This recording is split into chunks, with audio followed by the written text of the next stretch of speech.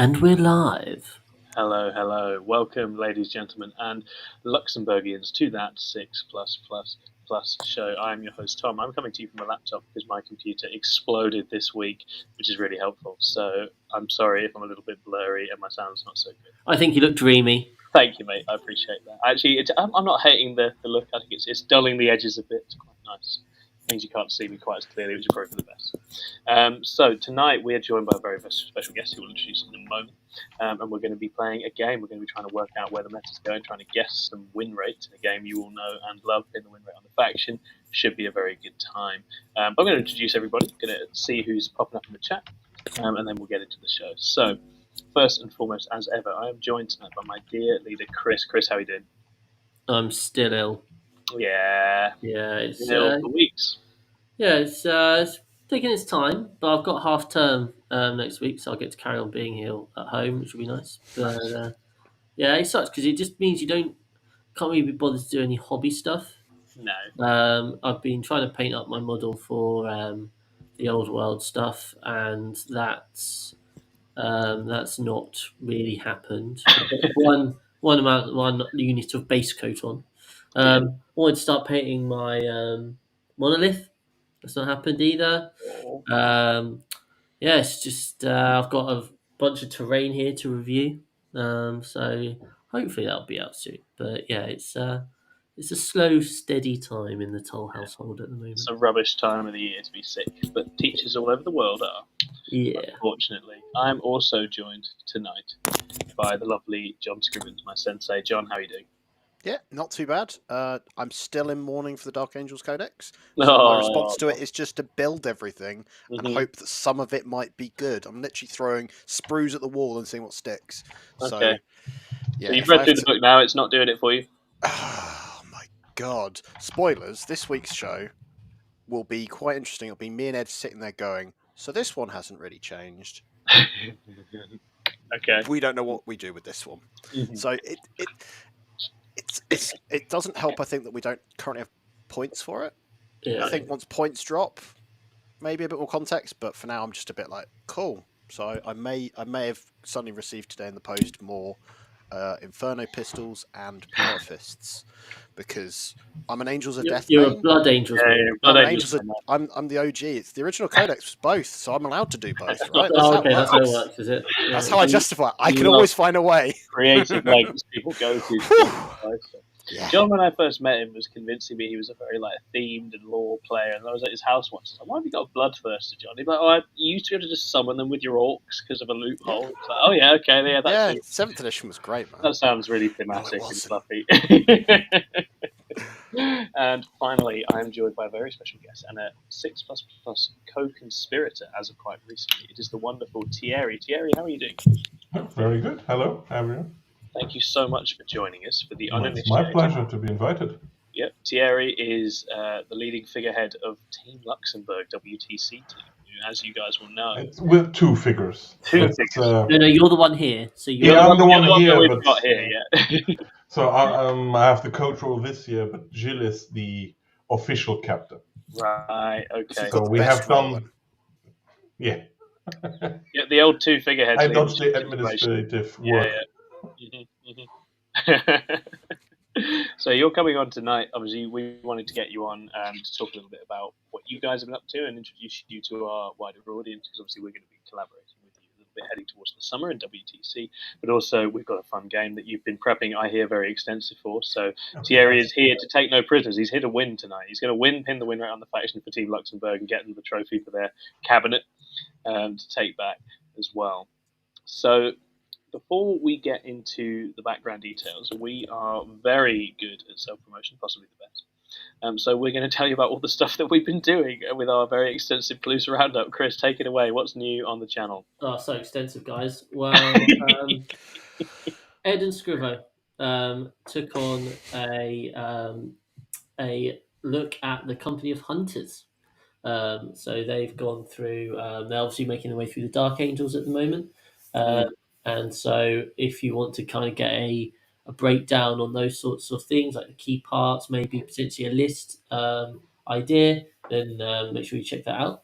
And then I did my reflections on Alpharis at the Road to the ITT. Obviously, in last episode's show, the podcast, I spoke about kind of just how the rounds went.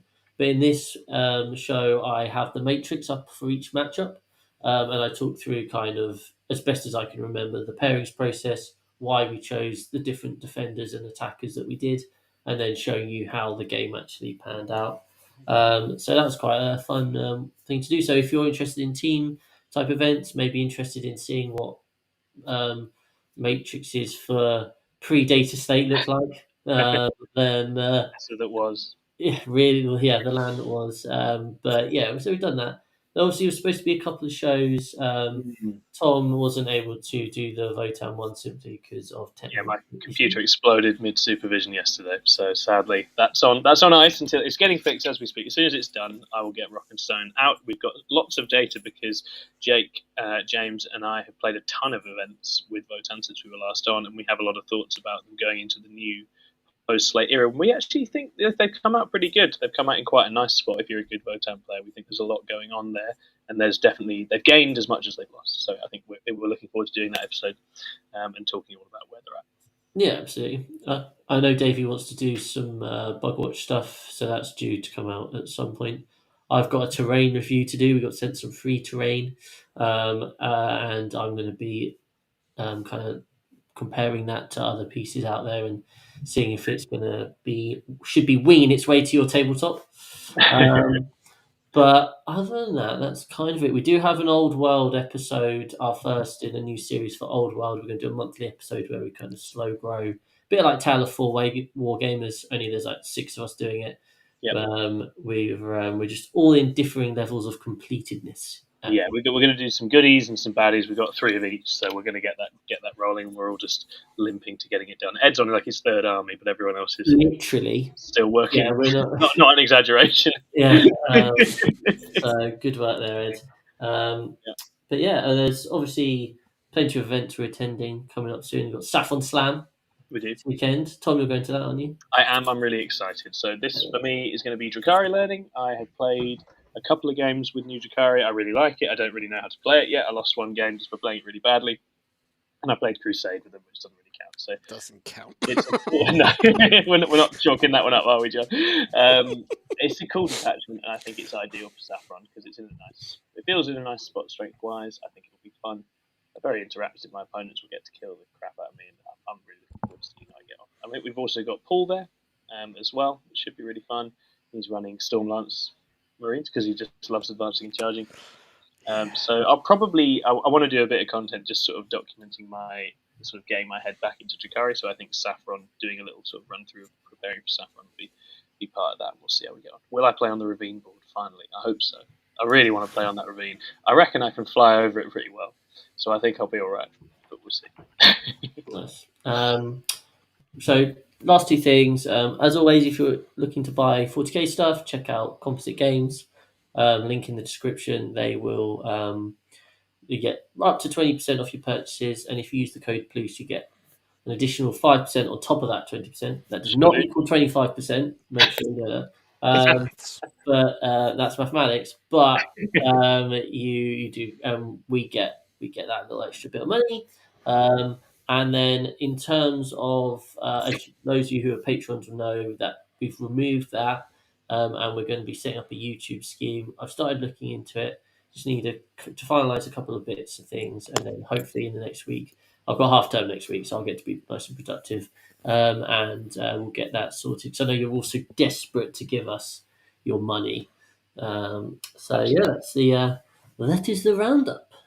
Send us to the Bahamas, everybody. We can't wait. Yeah. I'm just going to do a quick roundup of who's in the chat. We've had Sean Catewell in, Mr. Pearlblade is here, Existence UK is here. Good evening. There's a Kellamorph getting painted. That's cool. Yeah, we won't even talk about the 12-inch range. That was one of our jokes on one of the earlier shows. The Kellamorph with the lone op and 12-inch pistol is just really funny. Stu Hours here, finishing off some stuff in Northampton. But Waghorn's in.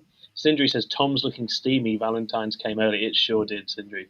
It sure did. Caroline Turing, is wondering what's the hype on Death Company is. I'll leave someone else to explain that. Maybe we can address that towards the end of the show. I definitely rate.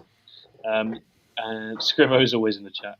somehow at the same time as being on the show. Mechanicus asks, has Ed taken Lewis on a secret Valentine's date? I'm noticing a bit of Ed and Lewis shipping starting to happen on this show. Is there going to start being like fan fiction going on? Yeah, I reckon fan fiction isn't Starting. far away. I've already written it. We need to build a new channel in the Discord where people can live out Like their erotic stories about Ed and Lewis. I can't wait.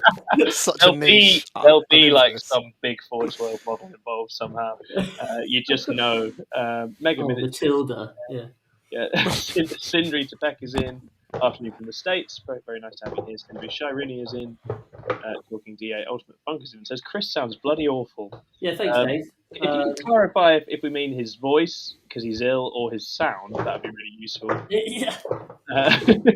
William Lovell is also in and having a chuckle.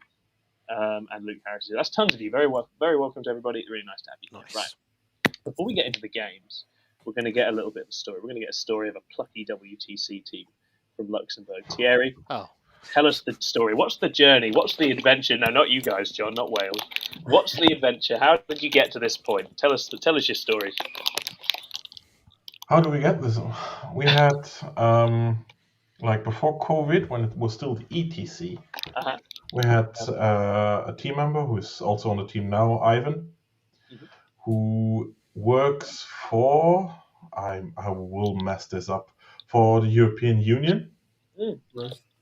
So in one of the things that was stationed in Luxembourg, so he lived here, and he was playing 40k with us, and he was like, we could go to the ETC. We had no idea what the ETC was. So yeah, okay, let's go. And we did that. It was in Novi Sad when we went. And to be honest, I have to Google where Novi Sad is because I will mess it up, the country where it should be. So we went there and we had a lot of fun, but not great success or game success. We had a lot of fun, so that's a success in itself. Yeah, absolutely. And after our own heart. Love it. And yeah, we had a great time there. And we were set up to go for the second. And that was the one that was supposed to be in Luxembourg.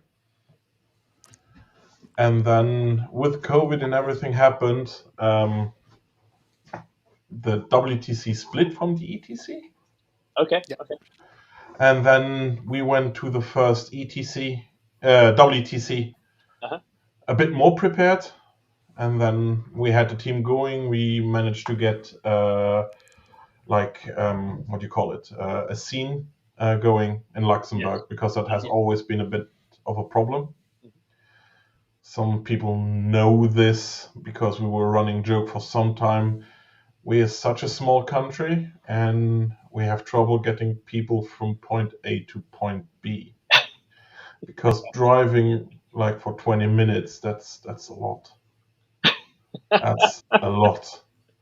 I mean, for a 3-hour game, drive 20 minutes back and then 20 minutes to the venue and then 20 minutes back. That's a tough ask. Wow. It's funny you should say that, Terry, because did you know that Luxembourg actually ranks as the 7th smallest country in Europe? There we go. And you have a surface area of 2,586 kilometers, which actually makes the little country easy to explore over the course of several days. Luxembourg is so small that you could say it's even smaller than the state of Rhode Island in the US. Oh my God. Yeah. That's amazing knowledge to just pull out your brain. Wow. The one number that is great is like the width of the country is 50 kilometers and the height is 100 kilometers. So where I live, I drive vineyards, because you've got a lot of vineyards. Yeah. And actually, fun fact for you: your restaurant called Shiggery holds a world record for the longest wine list in the world. Oh yeah, that's in the capital. Yeah. We'll have to go, Chris, when we visit. I look forward to going there on the 23rd of June, which is the Luxembourgish National Day. That's officially, well, it is the National Day. It's the birthday of the Grand Duke. Because, of course, as we all know, fun fact number 27, Luxembourg is the last Grand Duchy in the entire world. There you go. Last Grand Duke standing. Yeah. Amazing. So yeah. Anyway, as you were. Yeah. Thank you, Mr. Tull. Chris bringing the facts as always. So we had actually situations where we had people coming from France, Germany, or Belgium playing with us, but not Luxembourgish people because they didn't want to drive the 20 minutes. Our team. Imagine our team if people didn't want to drive. Wouldn't exist, would it? We wouldn't do anything. It's better now. It's a lot better now. Yeah. It's a That's lot awesome. better now. That's awesome. But that's the problem we had when I'm playing a long time. Mhm. I started at 15. I'm 42, 41 now. So I don't do math. Whatever. The difference A while. is, We call that a while. yeah, a while, Yeah, a yeah, while. yeah, yeah. A few That makes it a additions. while. And yeah, Still it's haven't got always it right. the few additions we had always problem to get like a community that's working. Well, technology helped us. We have a Discord that works now with Yes. people, and then we have me, and then great member of the team, Tom, that does like fight nights in the week where they can put up several tables, and then you can go there. And we have one in the south and one in the north of the country. Well, Yeah, that's good. Then it's only 10 minutes for people, which is Which is feasible. Yeah, feasible. Well, yeah, that's one of the points I can understand. Because of how the country works, we get like a lot of how do you call those? People from other countries coming to our country to work. Yeah, immigrants. Half your population, in fact, and you've actually got a very small population of 626,108. Yeah, I think every morning 350,000 people come to Luxembourg to work. That's crazy. wow. That's incredible. So the traffic is amazing. Yeah, I see. I can understand. So if there's a very real congestion problem, that makes a lot of sense. Yeah. So at the time where you have to go to work or leave for work, if you're on the wrong roads, you're in for a bad time. Yeah, okay, I get you. That makes plenty of sense. Because actually, you have a high rate of car ownership. As of 2022, there were 784 cars per 1,000 inhabitants. Wow, Yeah, that is high car that sounds ownership. about right. Mm-hmm. Yeah, very good. No, that's really, really good. Yeah, that's we don't have carpooling or stuff like that. And if we wind it back towards your WTC experience, you want to talk about your last WTC run, because that's that brings you to the present and to us. How did the last WTC go for you guys? In terms of result, not that good, but we wanted 2 wins, so we got 2 wins. We skimmed past 2 very close draws against the last game against Wales, so that was. So you drew with Wales? It was a very good round. Oh, gosh, match. Well, I think we missed it by 2 points. Yeah. I think you would have got those 2 points if your Thousand Suns player hadn't been so drunk, flamed by our Orc player who just kept shouting Magnus the Red is a little something or other. Oh, really? Okay. It was quite spicy, that game. High level of it's the one thing I can remember, and it was just like, this is awful. I feel very awkward. I was next to that table playing against GSC Miro against your GSC guy. Yeah. And everyone's just looking at game, what's going on. Well, 2 people next to us shouting, like, okay. It was bizarre. They're a horrible bunch, the Welsh team. I wouldn't take it. No, it's brilliant. It's brilliant. Ash tried to bait me into doing random pairings. Was a nice try. Nice.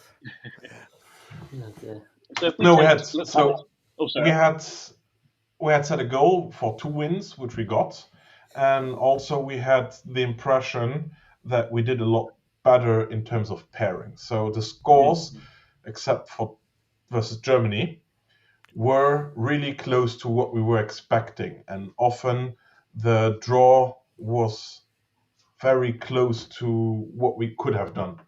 So you have one game have a huge swing in it, and then you miss it. We maybe had paired not good enough in terms of to give us more space for error, but yeah, we were very close. Most of the games got what we wanted, but then one game flip more, and yeah, what are you gonna do? Yeah. That happens, isn't it? But it But was that sounds more pretty planned and more like we felt more in control than the years before. Yeah, Yeah. we'll choose progress. Yeah. And for a tiny country and tiny team, where, as you say, your player base is a limited resource, that sounds like a really good showing in an environment as competitive as WTC. Very, very impressive. But it puts a lot of pressure on us if we're helping out to try and maintain those standards, doesn't it? Well, it's more the experience. Yeah. That's the problem we have. Like, we have some players that we had the chance to try something out. We had a lot of players jump for Drukhari to try how we can see the pairings for Drukhari. And then we had a few people on other armies, but some armies are not represented, so they don't get games in, so we don't have the data. Yeah, for sure. And also, a decision we did this year, and we're trying to do this, is like the years before, when it comes to team comp, we try to emulate the meta. So it's like, oh yeah, the teams are playing this and playing that, and a lot of arguments they do, like we talk to people from other teams, and you go like, yeah, I see that, but not my players. Yeah, I think like I talked to one of the German guys that had done more games in a week than half my team in a month. Yeah. God. Yeah. So it's like, yeah, it's easy. You can predict this, and this. Oh yeah, right. Yeah, absolutely. Yeah, if you just throw 20 hours of extra work a week at it. My respect to him. He was so well Yeah. prepared. They are a brilliant team, but like that's nothing we can do or we were able to do. So you have a lot of stuff that we're missing. And for example, we had the discussion some time ago. Our Votan player is quite successful with his Votan. Mm-hmm. And then if you listen to the international stuff, they're not so sure about Votan. He just doesn't lose. So instead of going like, but the international, you just play Votan. 100%. Yeah, absolutely. And then at least we can, like, if you play against good teams, you have something where you go like, we didn't accept that, we didn't expect that. Yeah. No, I completely agree. And then on the flip, you get that you've got that experience with that player with the Votan, really Absolutely. knows that army, which is much more useful than him going, I'm bringing along Chaos Space Marines and I've played it once. Yeah, absolutely. It's much more useful. We had to make that exact decision for ITT, and I think it was the right call. It was just useful having the consistency. Yeah, it showed knowledge. Yeah, exactly. Yeah, and since we were able to grow the community, we also have a better player base to choose from. So we can take more experienced players, and all my respect to the players we had before. Yep. But if you have a pool to choose from, you're always better off. Yep. Oh, completely. Bit of competition, right? And as you say, Discord and all this online stuff, this opens up so many new possibilities for testing things and getting the practice. And means you're not stuck in traffic. So I think that sounds like it's going to be a good year. We smell victory for Luxembourg this time around. It's going to be gold or bust. We have to do 3 wins this year. Yeah. Oh no. How many games do you do? 8. Is it 8 games? 6? It's 8. 8 you games. got what? You got 3 in the stage in the pot phase, and then you get another 5. Cool. Big goals. Easy. Yeah. Easy. Done. 2 a day as well. It's easy, man. 2 a day.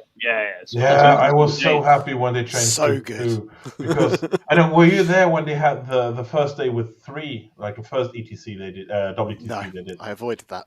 Oh my god! I played GSC on that, and I did the pairing. I just went home and fell down. Yeah, that's too much. That's definitely too much. Yeah, if you're one of the leading figures, you need to get yourself on an army that's not too brain intensive. That's what Innes always does. Make sure he's on something that he can just absolutely destroy someone within about half an hour, and then he's got time to think. Yeah. Wonderful, right? Okay, well, we're really excited to see what the future holds for Team Luxembourg and for our involvement in it, and we're going to be making some content when we get closer to WTC. So can't wait for that. Yeah, well, for big tournaments, we'll play in the ETC now. Yeah. So I'm keen to see what the people cook up there. It's going to be so interesting. Yeah. Because the stat check guys have a team there too. Yeah. I think we're up to 10 teams now. Yep. Yeah, it's an exciting time because there's a lot of creation going on right now. Yeah. Everything's in flux. That's when the game is most interesting. Yeah, for teams, it's even better. Especially for teams. Yeah, completely. Brilliant. All right. So, well, speaking of that future, we're going to try and predict it for you now. We're going to get our crystal balls out. John, if you could get up the... Oh, look at this. Yeah. We're ready. We're ready to play Pin the win rate on the faction. Now, long-term viewers, you will know this is a game we play after a big shake-up like a Dataslate, which we've just had with all the balance changes. And what we are going to try and do is cast some predictions as to what we think the win rates for all of these factions are going to look like 3 months down the line once this new meta has settled down. So it's very simple. We're going to go round one at a time. You're picking an army out of here. You're putting a number down to it, trying to guess. Feel free to join in the chat as well if you are so minded. It's very nice to have your guesses and your predictions here as well. If you get it in the right bracket when we come around to check in on this, brackets being 60 plus, 55 to 60, 51 to 55, 46 to 50, 40 to 45. If you get it in the correct bracket, you get a point. If you get the exact correct win rate, you get 2 points. And the winner will get some as of yet undetermined reward. Well, are we going to do a forfeit for the loser? We can do a forfeit for the loser. What's an appropriate forfeit, Chris? Oh, man. That's put me on the spot. GT with the lowest ranked army? Yeah. Or like, yeah. The head on the thumbnail for all of the shows for that month. Well, Tom loves doing that anyway. That's not. Yeah, I like that. Um, Too vain for that to be a punishment. Yeah, I think something like you have to go to a tournament or an RTT or something with like the worst army that you have access to. Okay, and a list that we write. Yes. Yes. Let's do it. That'd be great. Excellent. So, worst army you own, a list that we cook up, and maybe an RTT. That seems fair. GT's a long time and It's a big waste of money. There will be a forfeit, so we'll do that, and that I'm excited to see. So, Thierry, you're the guest, so we're going to let you go first. You get to pick one of the armies up of here and chuck down your win rate and give us a little bit of a reasoning why you think it's going to be at the place you think it's going to be in 3 months' time. Where do you want to start? GSC then. Okay, GSC. Good old GSC the Colts, one of my armies. Where do you think they're going to fall, Thierry? The last bracket. The bottom one. Oh, okay. Why do you think that? The player base. Yeah. The player base is a problem. We did get some bonus points for the Steelers, but I don't think they will make such a big difference. No, I don't think. In addition, with Custodes being back, and I hate Custodes with GSC. Oh, you can come on this show again.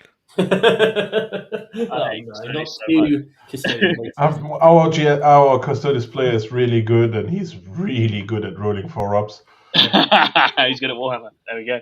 Yeah. So, what number do you want to put on it in that bracket? What do you reckon?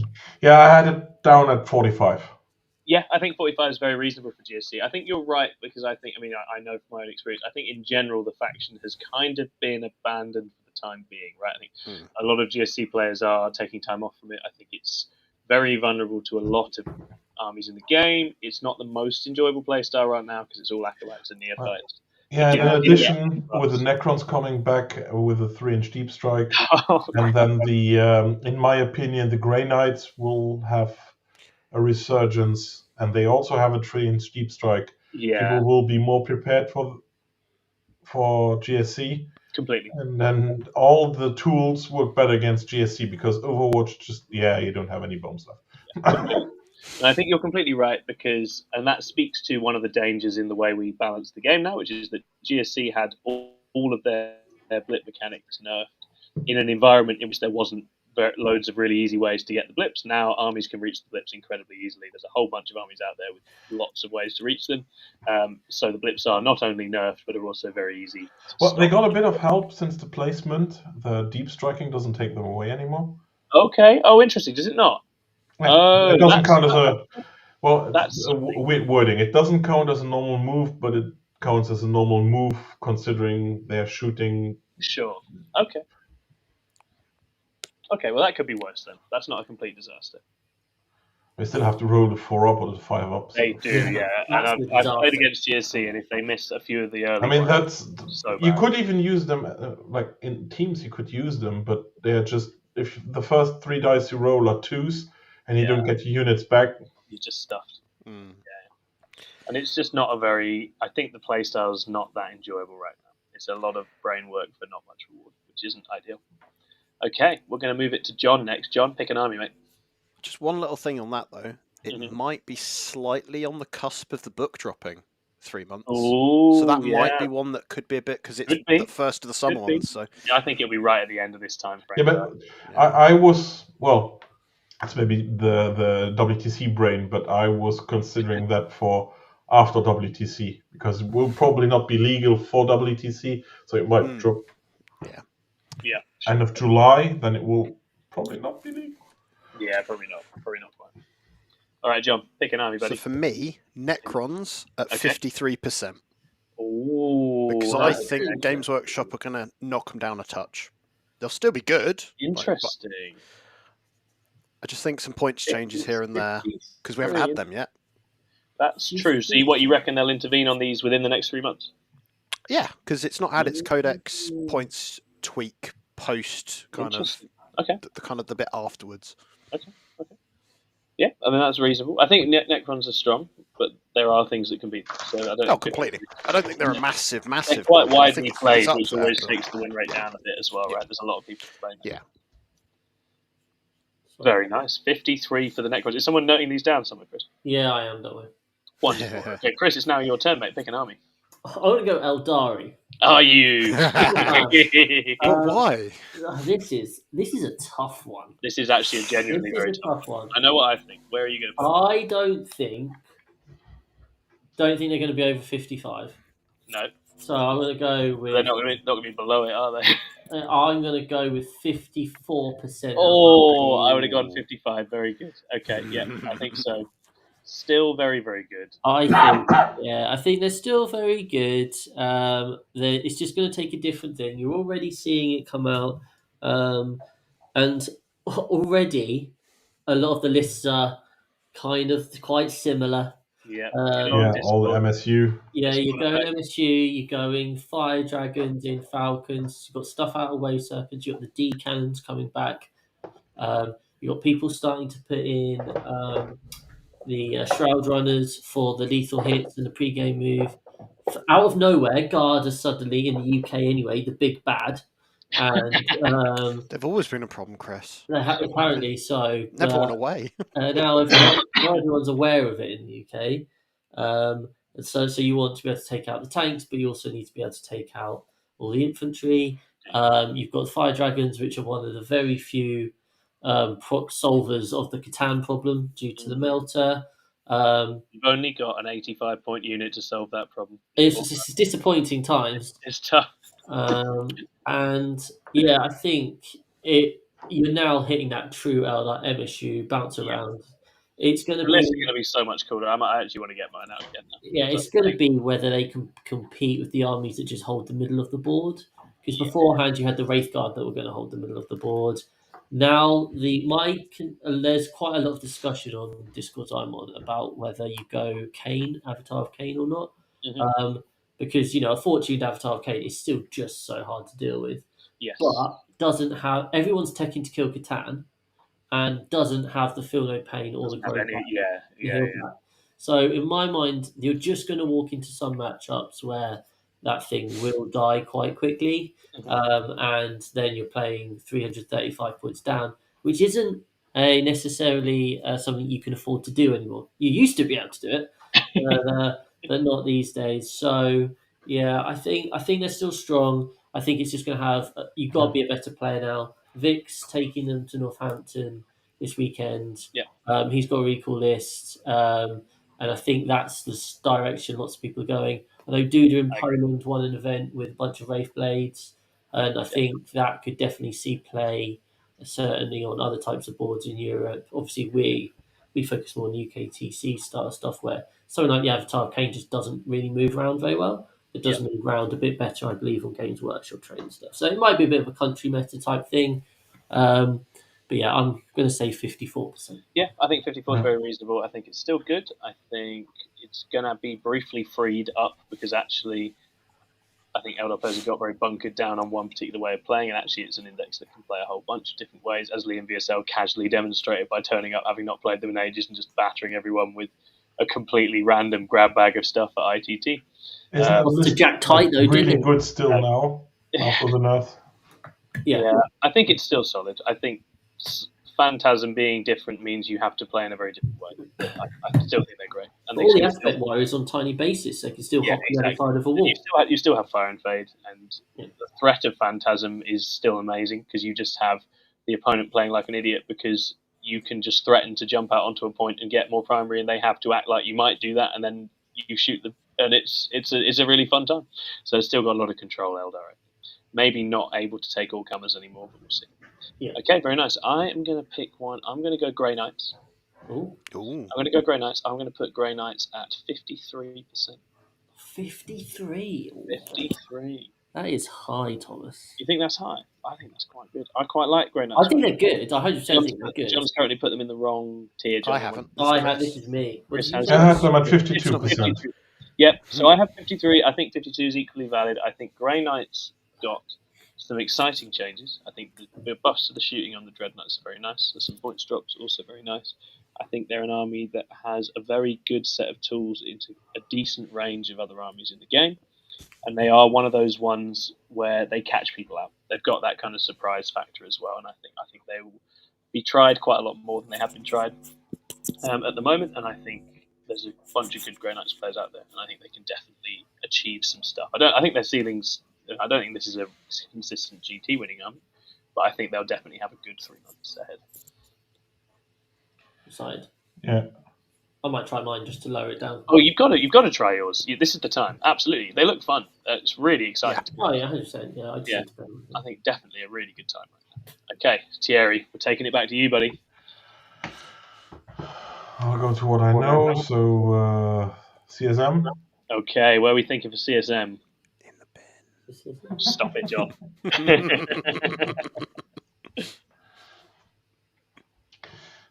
Yeah, about there. I had them at 47%. 47. Oh, interesting. Okay, so take us through it. What are we thinking for CSM? What's the issues? A lot of people will drop them. Yeah, they're going to be dropped. A lot of good people will drop them, and then you have some people over. I think there's still power in it. Oh yeah. And this might be higher in reality, but I do not know how fast this will. I don't know how to explain it. Like people will bounce off it and then try to innovate again. Because a lot of the good players will leave, and then if you have good players that leave, you do not have lists people can follow, and then they have to come up with their own list. Yeah. And that's complicated. It is. It's hard work. Yeah. Completely. No, I think that's a good shout as well, because Chaos are one of those armies, CSM one of those armies where there's always a bunch of people playing whatever the hell they want and just having a good time with them as well. So if a lot of the top players jump off them, that general win rate for CSM always stays quite low, even when they're really, really good. So I think 47s are very reasonable. I think this could be an army that is still capable of like top 10, top 5 runs, but actually has a pretty low win rate overall. Yeah, they still have an amazing amount of damage. Oh, so much damage. It's a great toolkit. Yeah. And they have a lot of stuff, but you have to apply it. And some of the things now you have to wait for a mistake, where before you could just ram it in.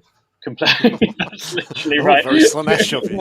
Yeah, that's absolutely right. It's there were builds in there where you just turned up and you just shoved it forward and you won again. And they're not like that now, but they still have incredible reach and precision and damage. A lot. Yeah, I think 47 feels a smart pick for them. Okay, taking it up to you, John. What are you going with next? Ooh. So, for me, I think the next one for me is Blood Angels. Okay. And I'm assuming that it's going with the most efficient way, which currently, to me, despite them getting a buff for their own detachment, I feel them in Gladius, I think it's in the kind of the 56 to 60%. I think they're going to be just on the 56.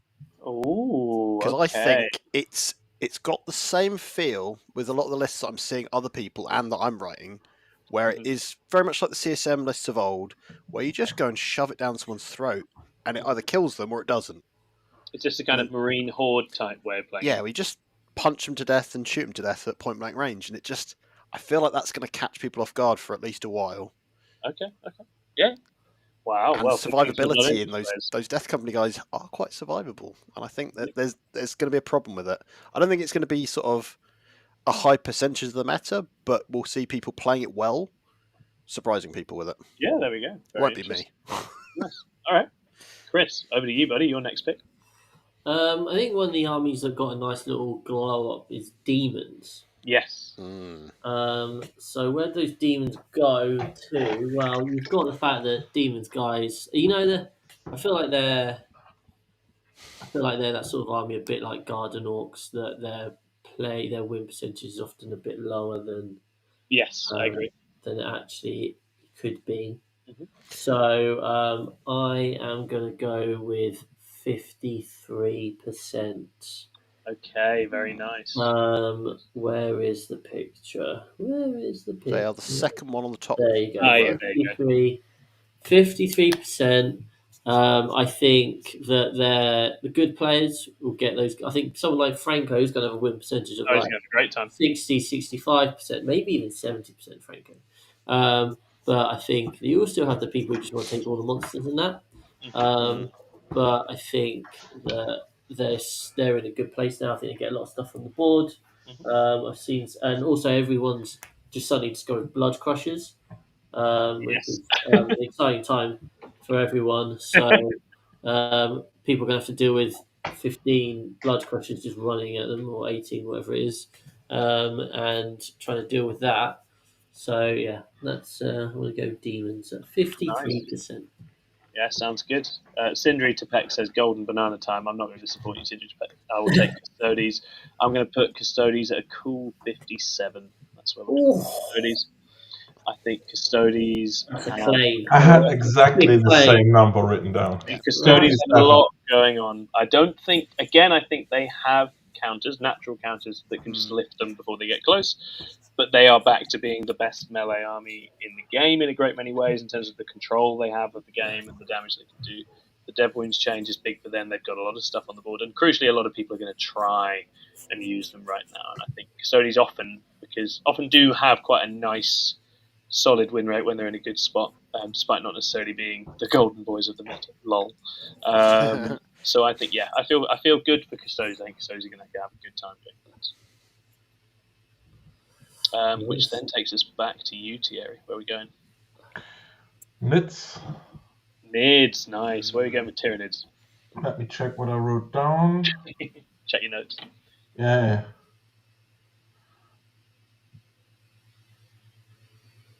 I got them at 50%. 50. Okay, very nice. I think that's very reasonable. So why do you saw the non-builds. Okay. The non-builds do some things easier than the... I still think like Swarm is better because you have more of a skill cap. Yes. But the non-builds is just like a stat check, so it will be easier to play for people to get into the army, because if you want to try Swarm, if you have not played a Horde army, it's brain intensive. Yes, but it is. You can like play 3 Norns and some other big monsters, and then OC 15 on a point. That's basically telling your opponent, solve this problem. Yeah. And completely. And there's a lot of different options in there as well. You can play it a bunch of different ways, and I think that gives it quite a lot of longevity.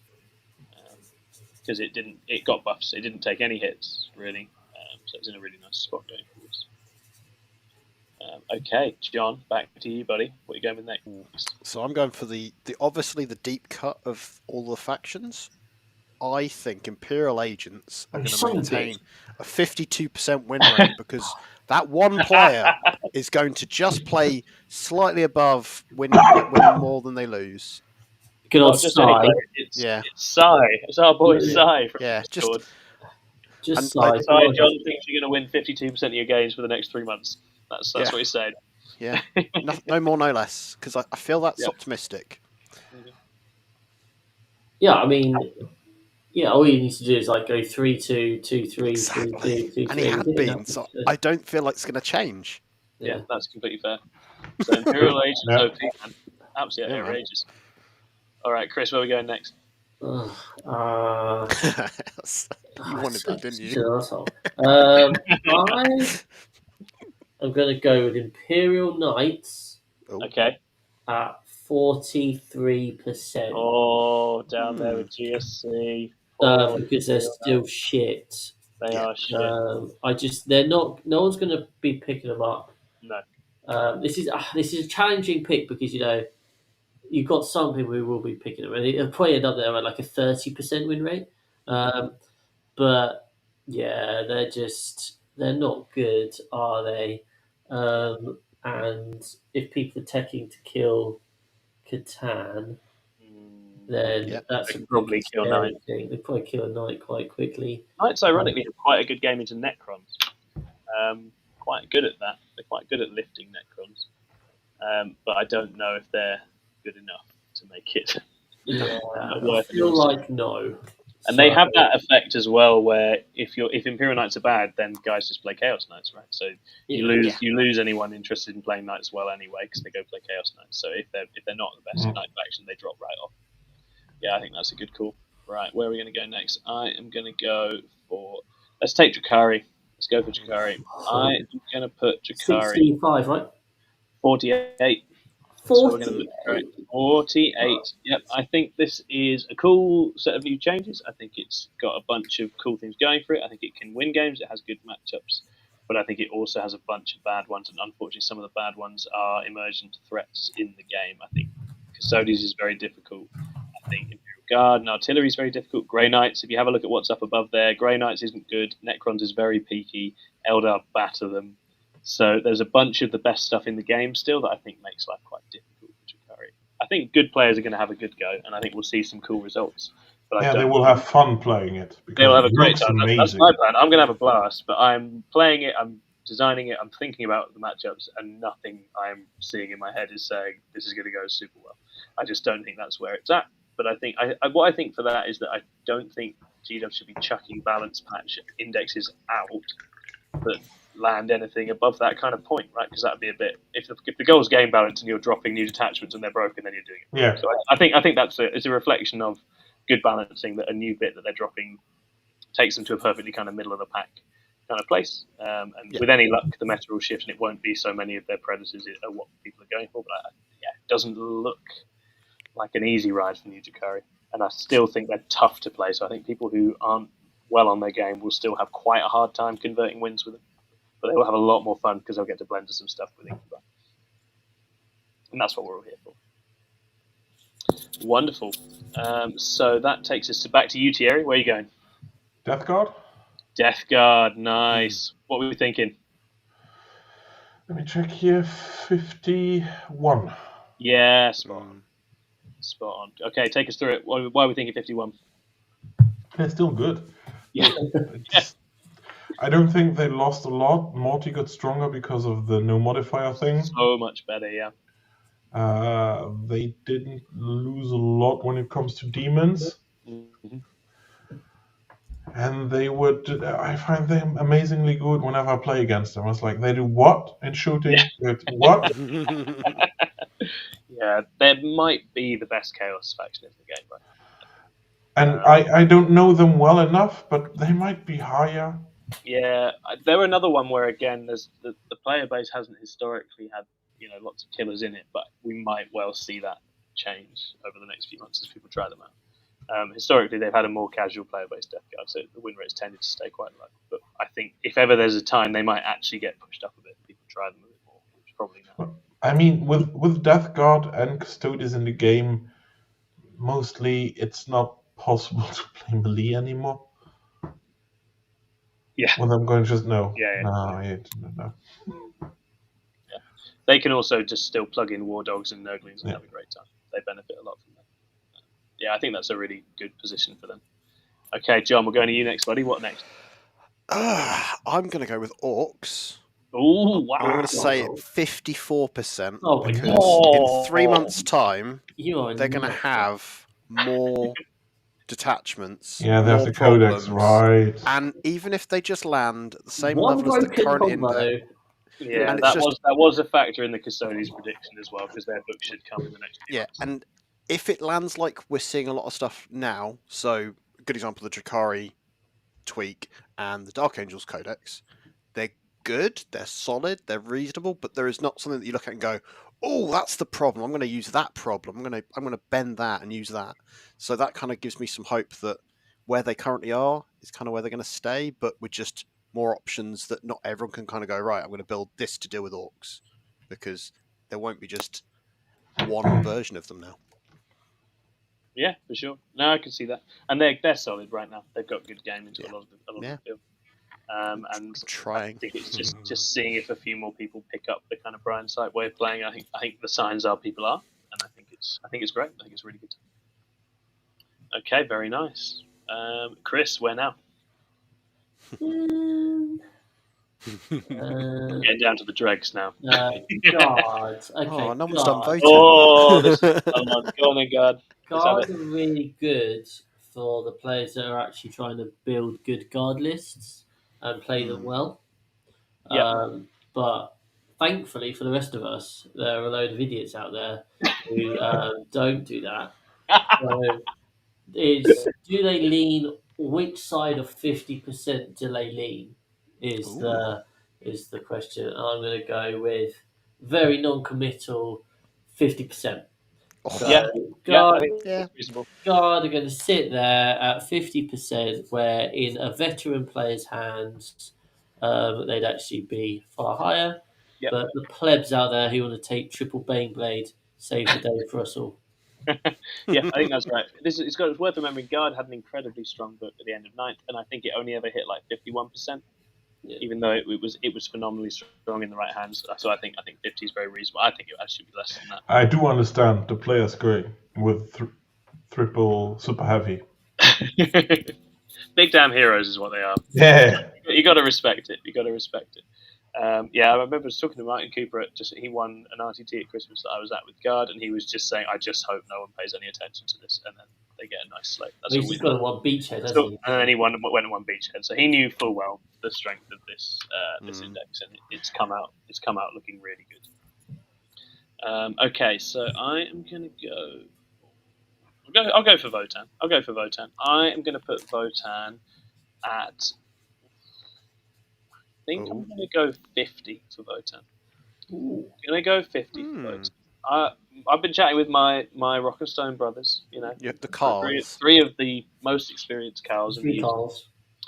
and our assessment is pretty good on Votan. They are a bit down on points, but Grim Demeanor, having a Hearthguard squad that ignores hit wound, AP modifiers, damage modifiers, is a big deal. That was a tool that they really needed that they've got back.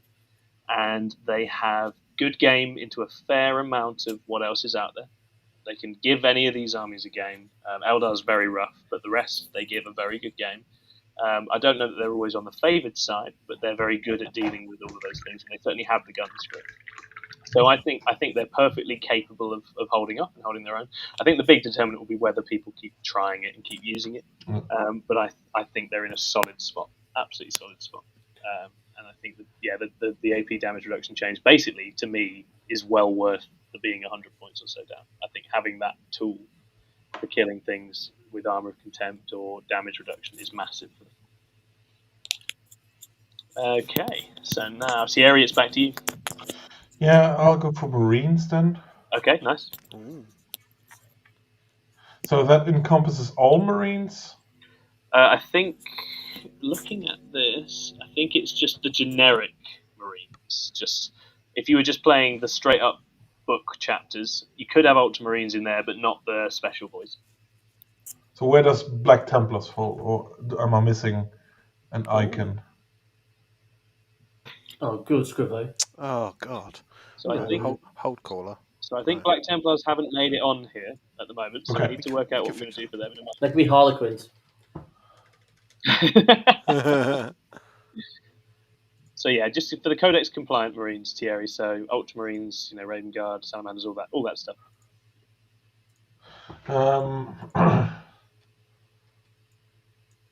45. Yeah, I think that's very reasonable. you want to justify your thinking? A lot of people play Marines. A lot of people go to the event playing Marines because, frankly, they are cool, and then use cool models, and then lose because of that, and that drags it down. And you get the models for Marines you get everywhere. Yeah, completely. I think that's a very good shout. They are always a lower win rate than their ceiling. They did actually take some nerfs Marines as well. It's worth saying. You know, they got genuine hits, and the special flavors I think are slightly better at doing different things. So that's where I think the best Black players Templars are nuts. go. As Clever Invective says in the chat, novice drag. Yeah, it's a very real thing. It's a very real thing. Someone out there's running their starter box, and they are not going to go more than 2-3. What did they nerf for Marines? All the things that were in John Lennon's list. Yeah, exactly. They hit Vanguard, which was a very powerful build. Okay, excellent. Right, we are going back to you, John. So I think Tau are going to be at 51%. I think that's a very reasonable guess. Very nice. Do you want to take us through that?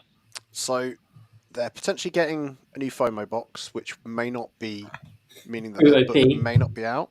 So it might not be technically their win rate. That might be the Kroot win rate. Yeah, I was going to say, Kroot will handle on our own. Kroot we're obviously going to put at 60 plus at the moment on their own. If you could find us an image for Kroot, that'd be great. So for me, it just feels like even though they're going to have Kauyon and then the other one that I never remember because you never see it. Monka, that's the one. And it just feels like if they have a couple more detachments, they're not necessarily going to be anything more than just different ways of shooting at you. So it's going to still play a very similar way, but maybe one of them will just pick up 3 units a turn. You never know. Some innovative kind of approach. Yeah. And maybe we'll see. But I don't feel like Tau generally tend to land in that way. And at the moment, the way that the units tend to work when they tweak a codex, there's not massive changes. Mm-hmm. And so how they're currently working, it feels kind of there, maybe a little bit higher. But wasn't that what they said? Like the first, 4 codexes, the data sheets will not change a lot. Yeah. And after that... It's been very subtle. Yeah. But I think because they're getting so many new units, and our assessment is that basically it looks like Kroot are just going to fill in every mission play role they're missing in terms of getting to places and interfering with the enemy while they've still got incredible guns. Or give them another phase to play in. Exactly. Yeah. So I think it should round out some of the issues Tau currently have. Yeah. They're even going to get if they get the old new model points cost and they're all dirt cheap and you can field a whole bunch of them on top of your gun line, that's going to be quite strong. So yeah, I think that's a very reasonable guess. Okay, Chris, it's your turn, not mine. Admech 43%. Oh gosh. I know. This isn't how good they are. I still think they are. I think if you're a good player and you've got the right models and you build a good list, you've got the right models. If you have recently won the lottery, then you might well be able to do well with them. I just don't think there's that desire for people to do that. Like, when we had the delightful times of 9th edition where everyone was flying around 6 planes, that was reasonably doable in terms of hobby. If you want to build that nasty list of all the Dragoons, all the Iron Striders, and just say, you can't kill me quickly enough, I'm going to be a pain in the ass whilst shooting you a little bit. I think there is play there, and I think it probably is quite fun. I think that you can get a lot of stuff into lists, and I would absolutely do it. Maybe I'll try it on TTS, but I just don't think there's that desire for people to be innovating and actually spending that much money, or even 3D printing it. So despite the fact that there probably are some nice builds out there, I just don't think you're going to see them. You will still see the people like Johnny in the UK, who's obviously doing very well, and a very good player. You'll still see that, and they will be the reason that that if your 2-3 guy is your 40%, the likes of Johnny will be the reason why it's a bit higher than that. It might well be a bit higher than 43, but it could also potentially be like 35. So it's hard on to judge. It just depends who plays them. But there's no one excited about Admech at the moment, and I just don't see people becoming excited by them. we'd be hitting it about now. I think how long the book's been out. Yeah, yeah. We'd be hitting the hobby lag round about now. I'm not hearing anyone going, "Oh, have you seen my 27 Dragoon list? Ha ha ha!" I'm not seeing it. So Even aren't the points not like been updated? no, they've not been changed, have they? Because Necrons and Admech didn't get hit. So No, so if You know, not in in terms of getting hit, but aren't like. Oh no, never mind. They That's got they they got might they got they Archangel. might points get on point release. changes. Just- They might get point yeah, changes. yeah. If Necrons do, they also might. Yeah. But the actual rule set isn't massively yeah, inspiring. that's it, isn't it? I mean, I read through the book and it was just like, there's nothing here which is making me go, "Ooh!" Like there wasn't any fun stuff there. I've watched a few battle reports of like Seagull playing them, and I was like, "Oh, actually, this could be quite fun," but I would have to spend like a few £100 and then paint and build all this, and I don't really want to do There's that. a control and denial build in there, but it's not the most interesting, and it is very expensive. You need to stop farming the admin player base. GW. It's a bit abusive at this point. Making them spend tons of money every single time the army gets changes is pretty brutal. Yeah. I think they're feeling the fatigue of it, to be honest.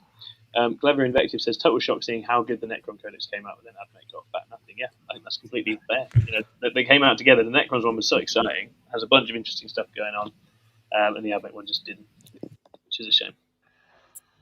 Okay, I am going to go for what's left in here. Let's take Thousand Suns. Let's put Thousand Suns at. Ooh. Going to put them at 49. 49 for the Thousand Suns. Cuspy. Cuspy. They're still good. I've played them. They are good. I may not be, but they definitely are good. And I think the army has incredible damage, incredible control. You have to play it very well to get the best out of it, but there are some players that love it and get good results out of it. And it's still one of those armies that people just face plant into if they don't know what it's going to do. It's got a decent surprise factor. So with the nerfs to the indirect, that might help them too. Yeah, exactly. Obviously, you've got guard out there, but the fact that there's less indirect definitely helps them. And they've got some solid options and damage. It's very much a rubric heavy list, but I don't think it's bad at all. I think, and that's why they've left it alone, because it's a powerful army that they trimmed and they've left it trimmed, and I think that's sensible. And it'll stay at 40-ish, 49. Cool. Okay, back to you, Thierry. I'm gonna go for. Is there Space Wolves? Yeah, there is Space Wolves. All right. Going for 51. Ooh. Okay, nice. 51, so they would be bracket higher now? Yep, that's just me putting it in. Okay, sorry. There you go. Sorry. No, I think that when it comes to them, people playing Space Wolves want to play Wolves. Yep. Both the Cavalry and the Wolfen are still decent, and I have some players telling me that they will be on the receiving end of the first turn having all of this in your face, and to dig out of that is complicated. And with the Wolfen changing too, you get a second wave coming in. Completely.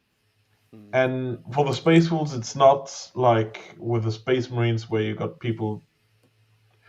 In my opinion, the Space Wolves player will play Space Wolves. yeah. Curious. Yeah, I think that's a good call. I think, as you say, there's definitely a pressure build in there. There was already signs of a pressure build before, and as you say, Wolfen's changes definitely bring them into contention for it, because they're cheap.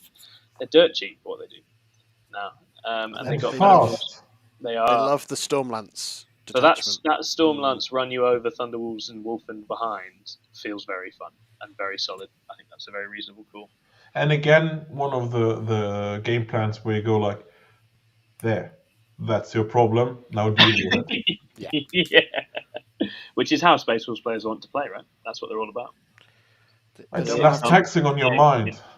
Yeah, they don't want to be sitting going, have I done this saga going through the list? They just want to be fighting you. Absolutely. All right, John, pick your next one, buddy. So World Eaters, I think, are going to slide down to 48%. Because I feel like you have to adjust your list from the 1975 list. Mm-hmm. People are already talking about, do they keep in Angron? Do they just try to put loads of bodies in? I think it goes. I think if people do go just for bodies, I don't know if there is necessarily that value to get the win a lot of the time. Like, they still do die, and Angron was a distraction, and if people don't have that distraction, they're focusing down those bodies. The fact that Angron was coming back. Yeah, and it was value, wasn't it? It was great value. Yeah. If he came back. Completely. It just feels like it's an army that, again, they're kind of like, they've got the one way that they can play, because not just the detachment, but because of the units. Yeah. So it just feels like until they get more stuff, unless they do things like make them stupidly cheap, it's not going to change really. Completely. No, I think that's a very reasonable spot, and they still have that massive raw aggro potential, which I think is always going to catch people out. Clever Invective says, "Isn't the counter to that T1 charge to just deploy further back off the line?" It sure is. 51% of players aren't going to do it though, and that's all you need. So that's going to work for Space Wolves. It will still live in the middle, so you still have to solve that problem. Yeah, that's it, isn't it? And like Jack Hutz did a really good video on Art of War where he said about how like the problem that World Eaters create is that you can deploy all the way back, but then you get to go first, and what do? You move up to where you were if you would have deployed straight away, and then you still got exactly the same problem, or you deploy on the line and then they can just charge you, or you can get into position and then get charged. So they create those issues. The reality is the big thing to slow down World Eaters is having infiltrators and scouts. Completely. And there are a lot of good armies in the game that have those. If you put those out the front and you're able to screen them off enough, then you're going to slow down that charge and try and pick them off. Yeah, I do believe a big thing, because World Eaters are definitely one of those armies that, unless they completely run away with it, was still kind of just slowly getting tabled whilst winning because they're denying you on primary. Exactly that. And then, boom, Angron's back because I've rolled my dice 27 times in 3 turns because I can do that. And now you can't do that.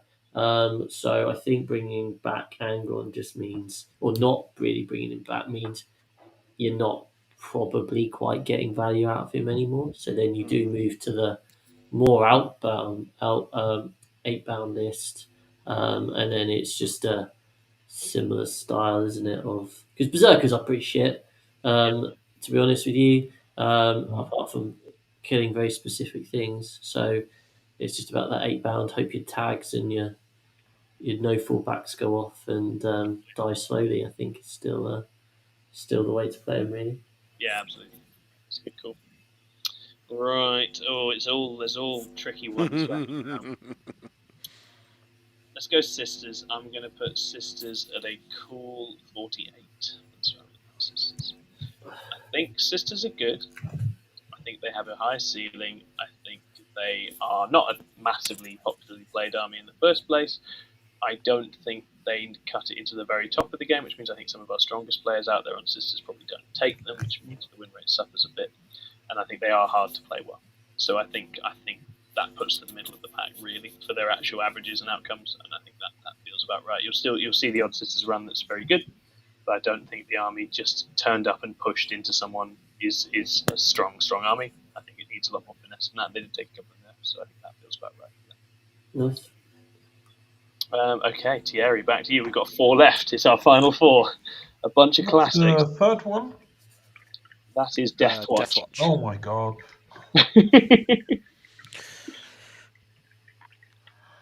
I'm gonna go with Dark Angels. Yeah. And to be honest, I had an idea, but then I saw what they did this weekend, and I have no clue. Yeah, I know exactly what you mean. Yeah, there are many sides to Dark Angels right now. It's like, okay. All the sides. For context, those who haven't followed it, there were a number of Iron Storm Dark Angels lists that did very well. Obviously, the book's not landing so hot, but in Iron Storm, it turns out very good. Yeah, I would put them at 50% because I have no clue that's good. Really what happened there. Yeah. Dark Shrouds, that's it, really. Yeah.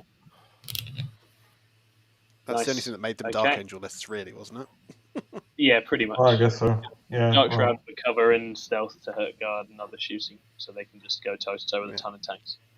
Okay. Clever Invector says that's what happens when you abuse 10-man Death with Knights too much.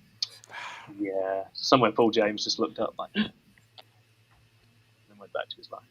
John, what are you going with, buddy? Chaos Knights.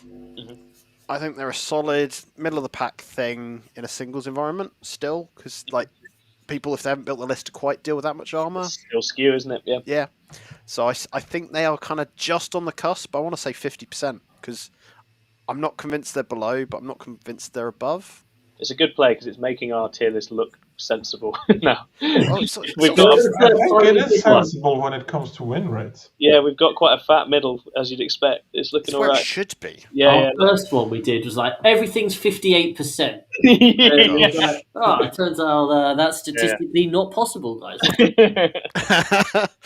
We learned some hard lessons. Yeah, I think that's a good call, John. I think that's more or less exactly where they'll be right there. It's a good skew. It has counters. I think there's some big gun armies at the top of the game now who will happily just pick Chaos Knights up, but they're still going to run through a bunch of stuff. It might dip a little bit purely because they did drop a couple of points, didn't they, in the slate for the bigger guys? Yeah, but my which might understanding is trick people into taking them and then failing with it. And then you've Yeah.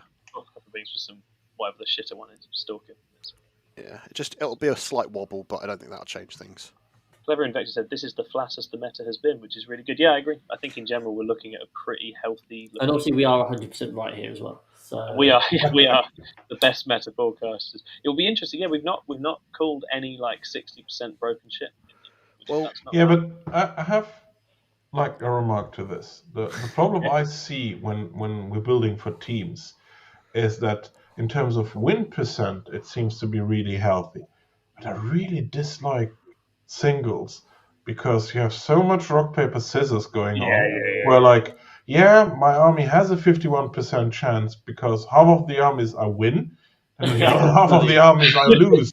And I'm looking at that for Drukari for this weekend, just looking down at it, and I'm just like, just don't play that. Just don't play that, and don't play that. And then you're laughing. But if you do play that, you're just going to face plant.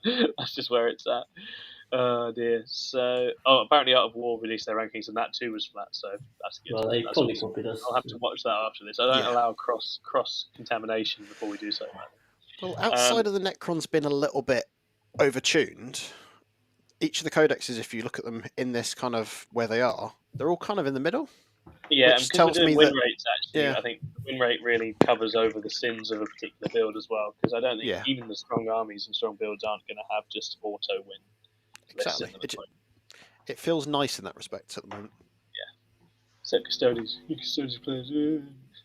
So Chris, it's your turn. You confused between Deathwatch and Harlequin. Great, excellent. Wow, those two really prominent armies in the meta. Yeah, John, can you find us Black Templars, buddy? We do want that. I've sent one to Chris. Yeah, but how do I upload it? So if you scroll down just a touch, there is a choose files button. Press that, and then you can add it. Okay, right. Just Tom, you pick one whilst I just do this. So we'll bung Deathwatch at 42. Because it's not going to be very popular, and it's not. Yeah, and I think they're an army that a lot of people that do love playing the army will be playing their kind of just kill teams, rather than actually playing the good way to play the army, which is to not play it as Deathwatch. Really, completely. Yeah. I just think they'll be loitering around down there at the moment. Yeah, absolutely.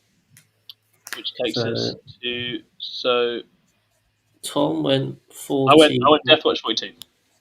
42% Deathwatch. I'll go Black Templars. Absolute dickhead. Amazing.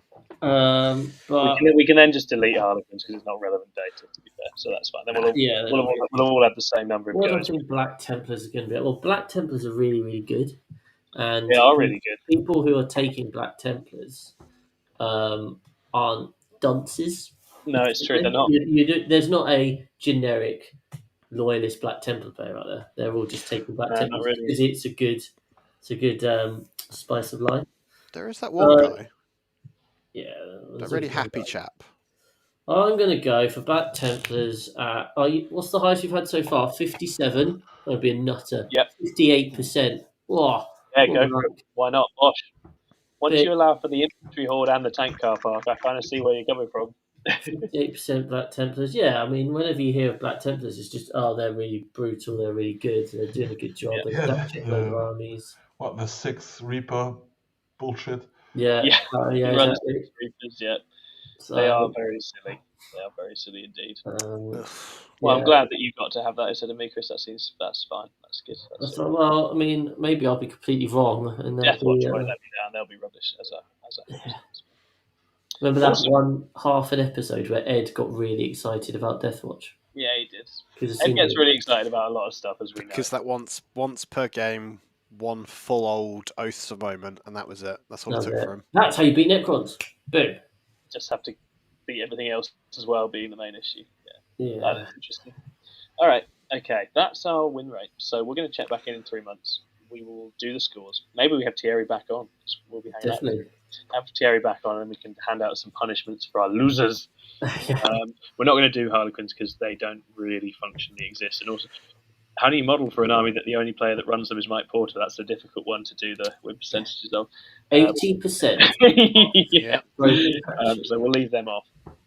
But yeah, tune in a few months' time and we'll let you know how we all got on. So we're going to move and rattle out some podcast questions, and it's going to be bedtime. We won't keep you too long because it's been a long show already. So I'm diving to the Discord. I'm going to pull out some questions. If you have other questions in the chat and you want to chuck them in here, do feel free to do so. If you want to chuck us a super chat to thank us for all our hard work, you can do that as well. But you can get a question, so do ask the question. I'm going to start with this first one out of here, which is... What are your predictions of the top 3 armies going into this new meta from Green Giant? Well, we just did it, but we had Custodes, Blood Angels, and Black Templars are what we've got in there. Yeah. You heard it here first, guys. You heard it here first. Maybe Guard, but people are going to argue about Guard, as we know. You know, you've all been on the internet. You know what people think about Guard. You know that people don't necessarily agree on that.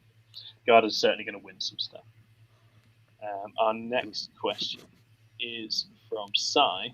What faction do you think is now going to be in the nerf crosshairs?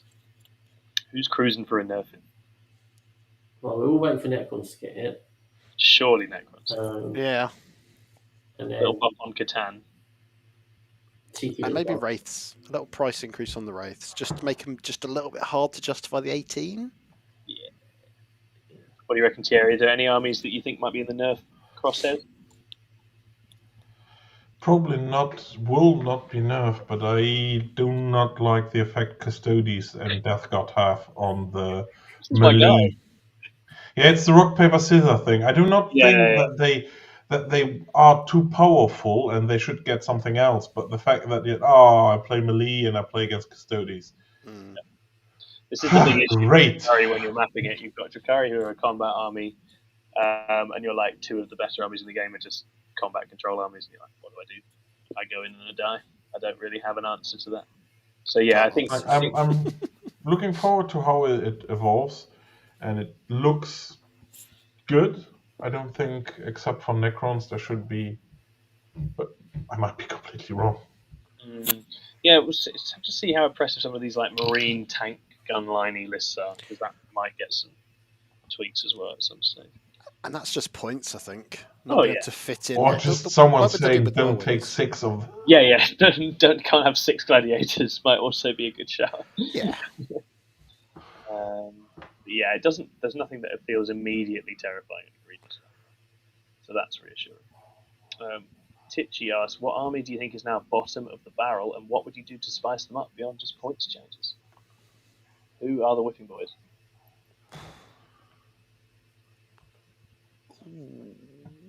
For us, we've got GSC according to our what we've just done.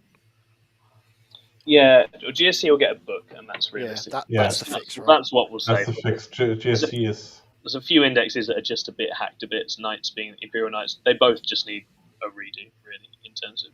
Yeah. They are built around mechanics that now have had to be completely changed because of how unnice they were. So that's the big one for them, I think. GSC just needs some good combat as well, man. Give them some melee that works. Split the acolytes, please. And then we have from Hannah. I think bottom of the barrel will be AdMac. Yeah. Oh yeah, you reckon? Yeah. There's only so much you can do with points. They're starting to be in Horde Army. Yeah. There was a fake leak change that was something about them letting them have their imperative in the midboard as well as. Yeah, so that. And Places. everyone was like, well, that that's makes impressive. them broken. It looked horrible. Well, they need to do something with the rules and not with points. Yeah, I for them. agree. A new detachment, perhaps. Now we've seen that they can do that. New army rule, really. New army rule. Yeah. It feels like the last thing they're going to do, though. They seem to. It's the very last ditch attempt is they actually change a data sheet, let alone. So they're doing it now. They did it for the Dreadnought. They did it for Wolfen. They're doing little things. They don't have any rules. Mega Miniatures in the chat has asked, do you think new Drakari are better focusing on fixed secondaries and not taking so many characters for the melee? Well, you're asking me, so no, I refuse. I refuse to take less characters. I love characters and I love doing melee with them. That's just how I like to play Drakari. But fixed, I think, is a good shout. I was actually talking to Rob and we've been plotting and designing, and I was like, is there a list where you just have tons and tons of stuff and you just go cleanse Homer's super defensive, force them to come to you and hit them on the counter, potentially? Because it doesn't have fire and fade, if you're not playing real space, you're not actually as good at some of the secondaries. Sky Splinter isn't actually as mobile as real space raid is. But if you're playing real space raid, you can definitely still just behind enemy lines, homers, do all that crap if you want to.